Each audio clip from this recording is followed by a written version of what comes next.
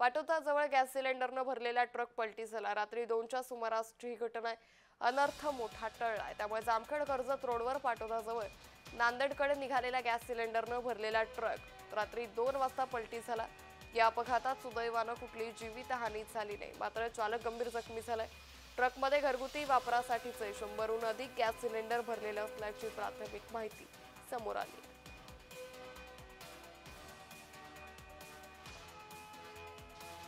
पाटोदाजवळ gas सिलेंडरनं भरलेला truck हा पलटी झाला।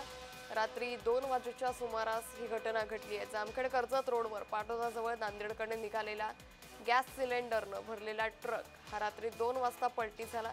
या अपघातात सुदैवानं कुठलीही जीवितहानी झाली नाही, मात्र चालक गंभीर जखमी झालाय। ट्रकमध्ये घरगुती वापरासाठीचे 100हून अधिक गॅस सिलेंडर भरलेले असल्याची प्राथमिक माहिती सध्या समोर आलेली आहे। त्यामुळे कोणत्याही सिलेंडरमध्ये स्फोट न झाल्यानं मोठा अनर्थ टळला।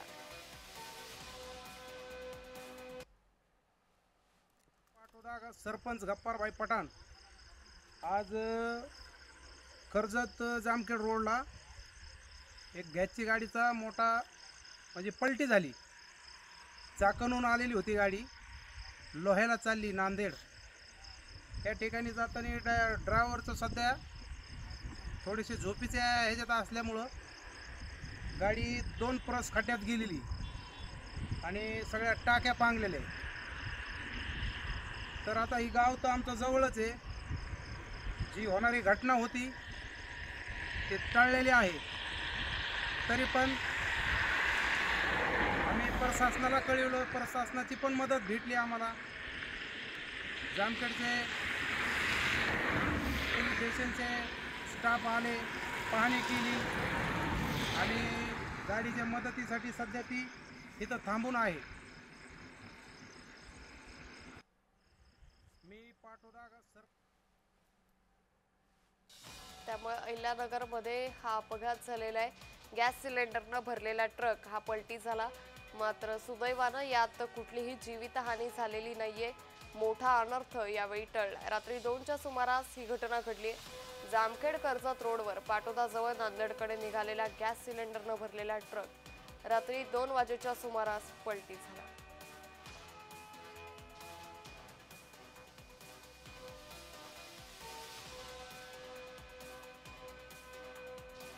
या संदर्भात अधिक माहिती घेऊयात आमचे प्रतिनिधी स्वप्नील झोडगे यांच्याकडून। स्वप्नील, पाटोदाजवळ या गॅस सिलेंडरनं भरलेला ट्रक अचानक पलटी झाला, आता या रस्त्यावरची वाहतूक सुरळीत झाली आहे का?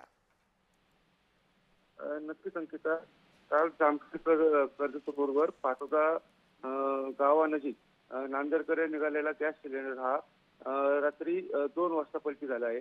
हा गॅस सिलेंडरची जे गाड्या होत्या ह्या पूर्णपणे भरलेल्या होत्या।